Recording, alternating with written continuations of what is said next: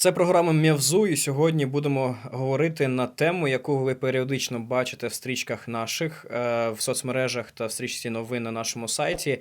Це кримський спорт, про кримських спортсменів, а саме про борців. І сьогодні нашим гостем є Ленур Теміров, президент Федерації спортивної боротьби Автономної Республіки Крим, який бореться разом зі своїми підопічними в українському спортивному полі. І так само, напевно, вже можна казати, що досить успішно впродовж декількох років привозить міжнародні медалі в Україну.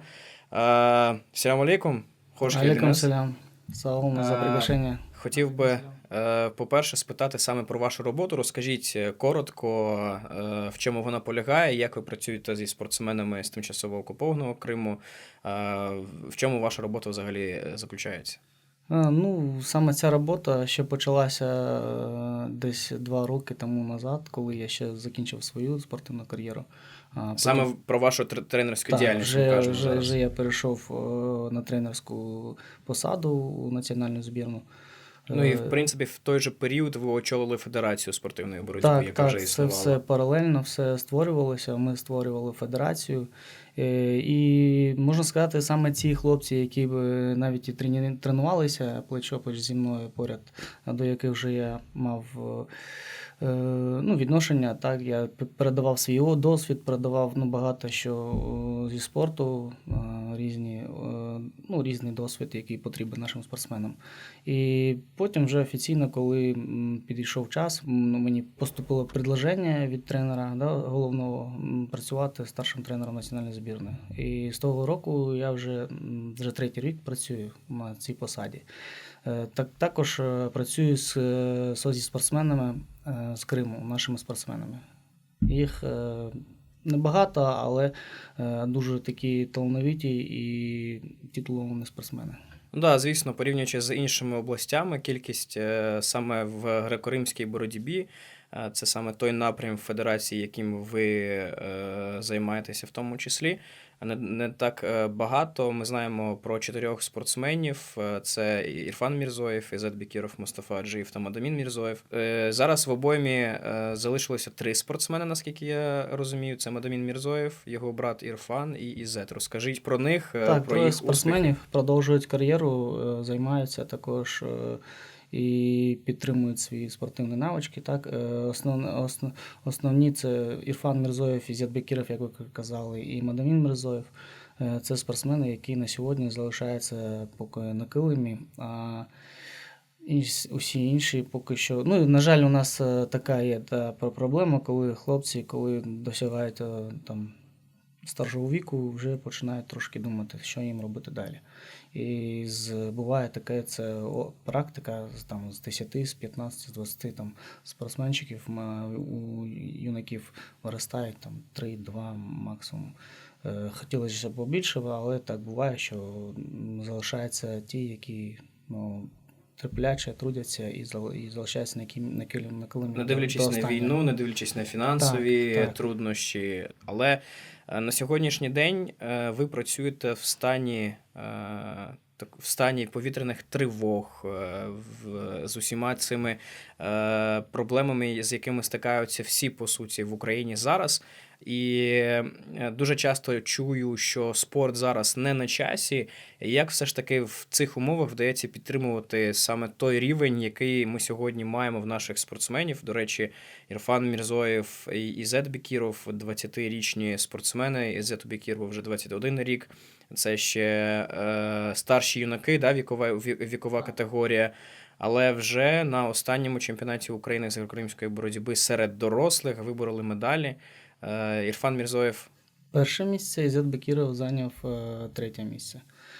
Так, от зараз якраз така була ситуація перед чемпіонатом України останнім. До речі, цей чемпіонат це дуже такий пройшов перший на рівні хлопців, де вони виступали на такому рівні. Це перший дорослий чемпіонат. тому що вони переходять з молодіжного віку у дорослий вік. І взяли таку планочку. Да? Я хотів розказати, як була саме підготовка. Бо от якраз таки зараз на важкі часи було таке, що і займаєшся без світла, і займаєшся ну, не тільки на місному рівні, навіть у національній збірній були моменти у нас, ми там навіть знімали там відео, коли нам вимикали світло, а ми продовжували тренування до останнього під фонариками телефонів. І це, ну так, важко, але хлопці закалюються і слава Богу, що все виходить, і десь дух, такий бойовий, можна сказати, їм допомагає. Знаю, що окрім спортсменів греко-римського стилю, ви ще взяли як очільник федерації під свою опіку борців неолімпійських стилів, це джиу-джитсу, греплінг. Чому ви все ж таки в таких важких умовах вирішили підтримувати і тих спортсменів, які, ну, по суті, не є вашим профілем, але... Ну, взагалі-то, коли займаєшся вже займаєшся своєю діяльністю у спорті як функціонер, можна сказати, то є деякі можливості, які там допомагають нам підтримати усіх спортсменів, тому що ми стараємося якось не відокремлювати хлопців. Усі рівні, усі займаються спортом, хто займається там боксом, хто там, не знаю, там боротьбою, там дзюдо, самбо, неважливо. Да, дійсно, я там свій профіль борцовської греко-римської боротьби завжди там розумію більше там і багато є нюансів, але я стараюся, дав собі таку думку, що треба підтримувати не тільки там один вид спорту, тому що коли хлопці там займаються, наприклад, тим же самим дзюдо, там Дзюдоїстка в нас є дівчинка. Є, да, дівчинка федерації. Вона там потратила там 8-10 років, не знаю, приблизно, і щоб там дійти до свого рівня. І потім кудись переходити там, де підтримують більше, це неправильно. Тому що усіх треба підтримувати, старатися спортсменів наших довести до високого рівня, щоб вони представляли нашу країну, себе в першу чергу, країну, це обличчя нашої нації, нашої країни. І немає такого, щоб ми там відокремили когось. Це добра справа, це потрібно робити. Давайте повернемося до греко-римської боротьби, до олімпійських, так скажемо, бо окрім греко-римської ще є хлопець Алім Місоветов, до речі, теж приймав участь на цих же змаганнях з вільної боротьби, до речі, став 5-м, теж непоганий результат. Як ви оцінюєте взагалі на сьогоднішній день рівень хлопців?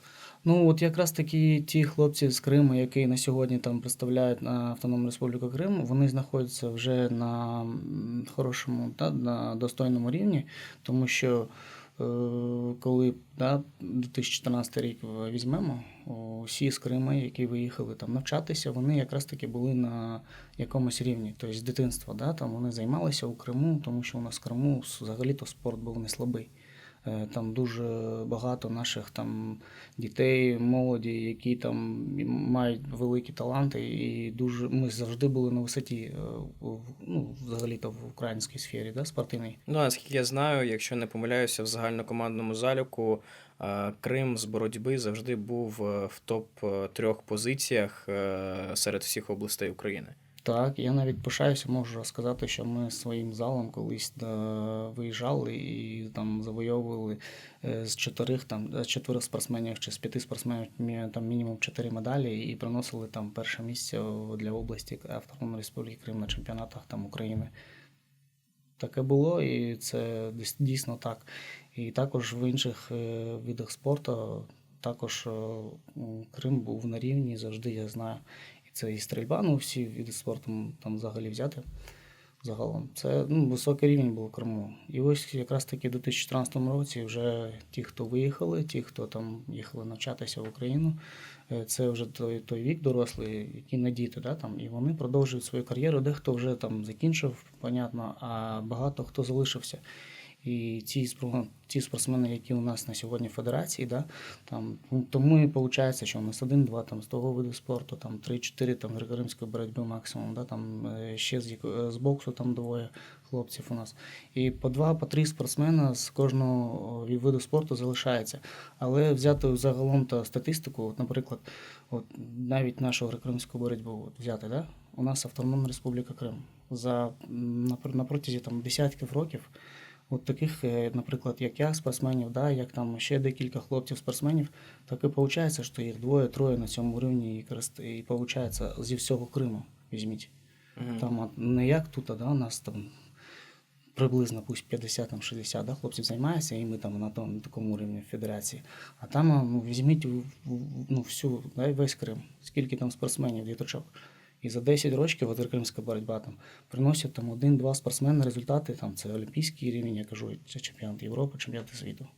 Також і тут у нас вже є після мене покоління, яке там виходить на світовий рівень. Це Ірфан Мірзоєв, кримська боротьба, який показує там результати, там призер чемпіонату світу, призер чемпіонату Європи, чемпіон України в своєму віці.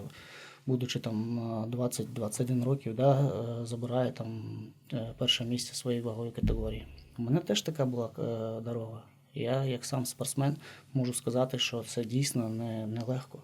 Це 20, 15, 20 років праці, труду і поту. Знаю, що з 2020 року почалась така діяльність, коли ще ви боролися і готувалися до Олімпійських ігор, де ви стали 5-м, до речі, теж з непоганим результатом вийшли звідти. І після цього, якщо я не помиляюся, ви отримали звання заслуженого майстра спорту України. І тоді Федерація спортивної боротьби Автономної Республіки Крим вивезла порядка 12 або 15 спортсменів, правильно? Так, да, на початку до саме крупного, ну, повномасштабного вторгнення, та тоді вже було розвитий поток, да, спортсменів, які там приймали участь на чемпіонатах України. І нас було дійсно там не як зараз, там 3, 4, да, було більше хлопців. Це віком до 18, до 17 років ще були хлопці. Потім повномасштабне вторгнення, важка ситуація, багато хто полишив спорт, багато хто до 18 років вони змогли виїхали і якось намагаються продовжити свою кар'єру. За цей останній рік, якщо порахувати медалі, які наші спортсмени, кримчани маю на увазі, привезли в Україну, здобули в Україні, ви можете зараз порахувати кількість? Ну, та, звісно, давайте порахуємо ці якраз такі світові ці медалі, які на міжнародні візьмемо. Да? За 24-й рік саме. Ну, у 24-му році у нас от якраз такі ті хлопці, з якими ми почали працювати і приблизили до федерації, знайшли там да, кримчани, які у нас там є, дійсно, не олімпійці, це з джиу-джитсу, да, у нас Греплінг, джиу-джитсу, греплінг та джиу-джитсу, вони виступають в декількох стилях. Це Сулейман Мамутов, Іван Шкабрій і ще 2-3 хлопця, які там їздили за останній тільки 2004 рік, вони там принесли по 2-3 медалі з чемпіонату світу і Європи. Ну, зрозуміло, це там не олімпійський вид спорту, але це рівень. Взагалі-то я дуже бачу, як там працює ця кухня, ну, можна сказати, спортивна кухня в голові з Алічеринським. Вони там дійсно професійно підходять до свого виду спорту і розвивають його своїми там десь средствами. І ми от зараз вже на сьогодні, як федерація, допомагаємо їм. Вони виїжджають на чемпіонат Європи, чемпіонати світу і приносять в Україну медалі там, і не одну. За 2023 рік візьмемо, це вже у нас Ірфан Мірзоєв, який привез 2 медалі з чемпіонату Європи та 2 медалі з чемпіонату світу в різних вікових категоріях Ю-20 Ю-23. А також у середині на чемпіонатах України постійно у нас хлопці виборюють і як з вільної боротьби, і як з неолімпійських видів спорту, греко-римська боротьба, боксери. У нас є, до речі, боксер, який представляє сьогодні теж хлопці, да, з Криму, де, це двоє, Алі Дагли і Айдар Айдар Абдраїмов. Абдраїмов. До речі, да, я був теж присутній на заході, де федерація також зробила деяку підтримку цим спортсменам. І важкоатлет є Руслан Валітов, де Так, у нас є всі ще були Руслан Валітов. всі отримали екіпування, вітаміни, одяг, ну і інші спортивні приладдя, які потребують спортсмени. До речі, тепер питання, чому ви вирішили за межі боротьби, так скажемо? Якщо ми казали про те, що спочатку тільки олімпійські види боротьби, потім ви розширилися неолімпійські види боротьби, тут взагалі інші види спорту, боксери та важкоатлет, Айше Ягяєва, дзюдоїстка. До речі, теж боротьба, це зрозуміло. А от боксери і важкоатлет, чому ви вирішили з ними теж співпрацювати? Мабуть, це така є у мене, да, позиція, коли це не просто так кажуть, да, що треба сплачуватися, особливо в цей важкий час. І коли сплачившись, ми стаємо одним цілим, як кулак, да, ми сила. Я думаю, це якось теж впливає на мою позицію. Тому що це треба робити. Усіх треба зберегти, всі спортсмени. Немає, я вже казав, щоб не відокремлювати когось, тому що нас дійсно не так багато, і ми якось стараємося зібрати усіх, щоб були разом. Якщо повернутися до, так скажемо, кількості медалей. Знаю, що після Ірфан Мірзоєв привіз немало медалей у 23-му році міжнародного рівня. Потім у вас, якщо не помиляюся, була зміна вагової категорії. Ірфан Мірзоєв був 72 кг, Ізет Бекіров 67. Зміна вагової категорії – це теж нелегкий процес, наскільки я розумію. І міжнародних медалей в 24-му році не було. У 23-му році, ми вирішили перейти у іншу вагову категорію. Це якраз таки той період, і це та робота, тренерська, яка була проведена там не тільки так, як моя особиста думка, а я завжди стараюся і спілкуватися, і брати якісь там пораду якусь від головних, від старших тренерів. І мною було прийнято рішення переводити їх вже в іншу категорію, бо я сам проходив зі свого опиту, знаю, коли там постійно згонка веса йде, і це дуже впливає на організм сам спортсмена. І у подальшій праці це вже буде сказуватися на праці, на самій боротьбі. І я таке бачив, що коли в цей період там поміняти вагову категорію, не тільки вагову, ми і возрастну, можна сказати, міняли вже, переходили в більш дорослу вікову категорію. Це дуже важко, я навіть там себе дав таку, не очікував так зразу якихось результатів, тому що це буде неправильно, бо я знав, що можна рік або то й більше, не брати ніяких там результатів, але пристрелюватися і боротися вже в іншій ваговій категорії. По суті, ваш план спрацював, тому що Ірфан Мірзоєв серед дорослих на рівні чемпіонів світу, призерів світу, багаторазових чемпіонів України. Я кажу зараз про Артура Політаєва, з яким Ірфан Мірзоєв боровся у фінальній сутичці. Тобто ваш план спрацював, 77 кг, вагова категорія. Ірфан Мірзоєв став чемпіоном України і досить досвідченого спортсмена переміг тоді. 77 кілограм. Королівська, можна сказати, така вагова категорія. Одна з найконкурентніших. Чи не боялися ви, що все ж таки не вдасться? І з якими думками ви взагалі підходили до такого рішення? Так, дійсно, це вагова категорія така на сьогодні, вона бойова. І, ризик був, а вже ж ризик був, я про це завжди думав, але як я виріс, мабуть, у мене якийсь там темперамент такий є, коли нам треба ризикувати, але нічого такого страшного я знав, що не може бути. Я вірив в хлопця, я вірив взагалі у всіх хлопців, що все можливо. Тільки треба, да, щоб була терплячка, да, якась. Угу. Мій план, я вважаю, він не до кінця спрацював. Він ще працює просто. Не будемо наперед загадувати, бо сьогодні ми там участвуємо, приймаємо участь на всеукраїнських змаганнях, але у нас подалі є праця і так не хочеться наперед загадувати. Я думаю, дай Бог, що все буде добре і він далі буде, і план, і наші задумки мету працювати. вашого плану ви зараз розкривати не будете?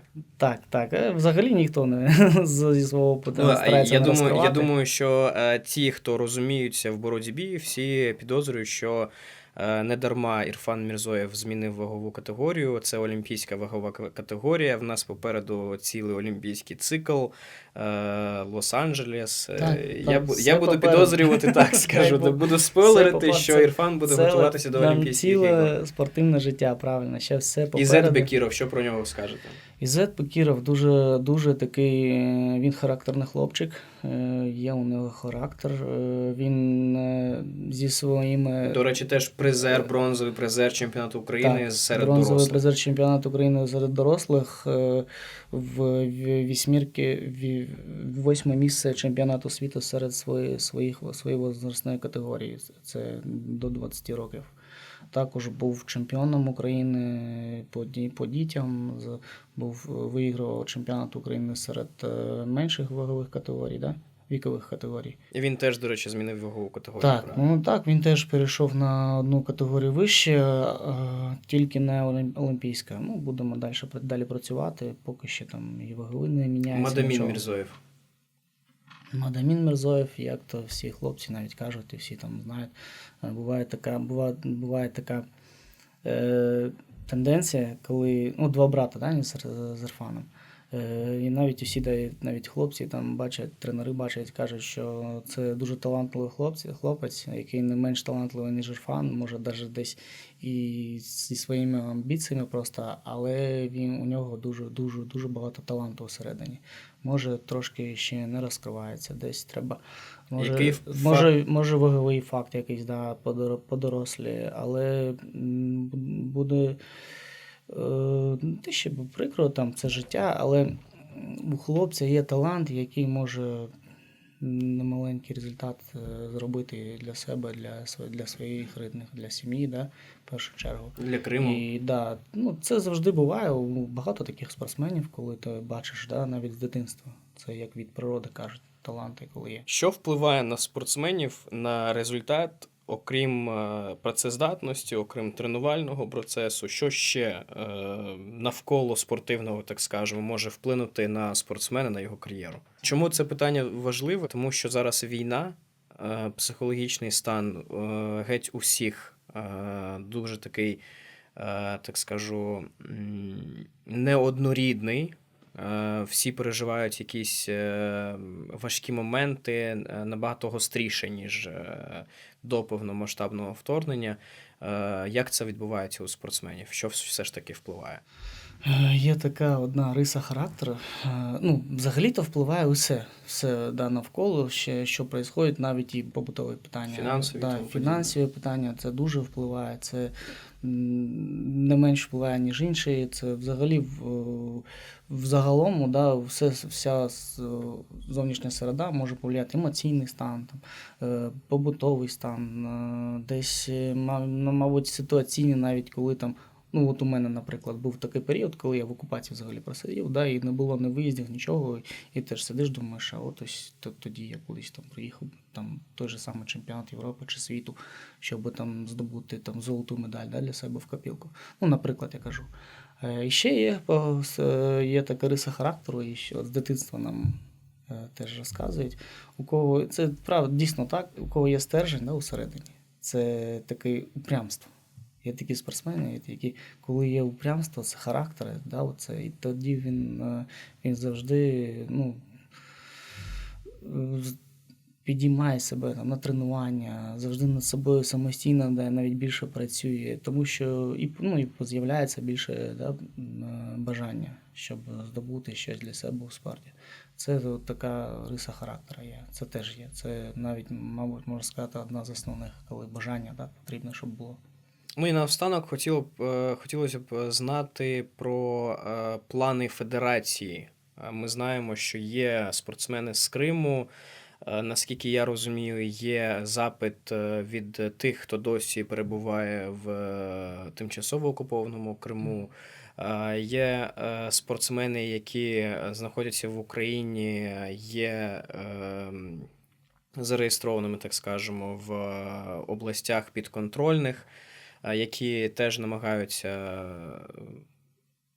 бути причетними до Федерації спортивної Автономної Республіки Крим, виступати за цю організацію, представляти цей регіон.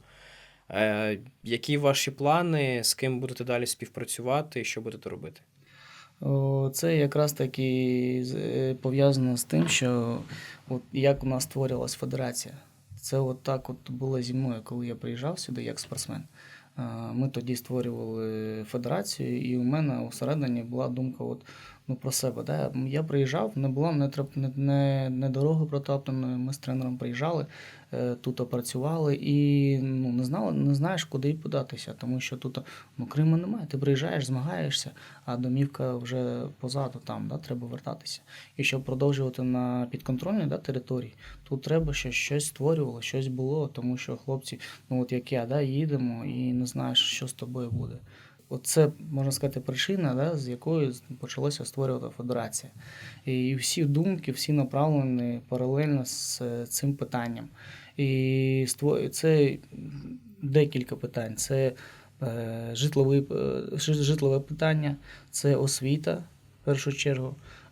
Це вже йде потім, де тренуватися, що кушати, і всі якісь там додаткові питання. Це все створюється у нас в федерації потихеньку, не скажу, що так швидко, але слава Богу, що все розвивається. І на сьогодні вже є у нас там якась така середа, де можна навіть для тих спортсменів, які мають бажання там приїхати, як навчатися, так і тренуватися, створити здесь такі умови. То і на сьогодні вже можна сказати, що є люди, які там причепні і допомагають, за що ми їм дуже дякуємо. І якийсь рівень вже у нас є. І хочеться подальшому, щоб це розвивалося і було тільки більше і можливостей, і умов для того, щоб спортсмени, які там підростають, наприклад, навіть сьогодні, от така ситуація, і далі хочуть розвиватися у спорті, не тільки у спорті. Взагалі завжди моя думка пов'язана з тим, що ми займаємося спортом, але у нас не менш важливо повинно бути таке питання, як освіта. Тому що не усі становляться після своєї кар'єри фізруками чи тренерами. Це треба розширювати, щоб було багато якихось інших робот, якісь учбових закладів, які приймають участь. Це 1, 2, 3 хай буде в університеті, наприклад, де можна навчатися. Поряд жити, тренуватися. Що ще треба спортсменам? Дуже вам дякую. Ми все ж таки раді, що змогли вас познайомити як з тренерами, з очільниками Федерації спортивної боротьби Автономної Республіки Крим, так і з деякими спортсменами. Тому закликаю вас поставити лайк, вподобайку, обов'язково підпишіться на наш канал, щоб знати про все, що стосується Криму, України та в деякій мірі навіть світу. Я з вами прощаюся. Це був Імран Усеїнов з ефіром Мєвзу.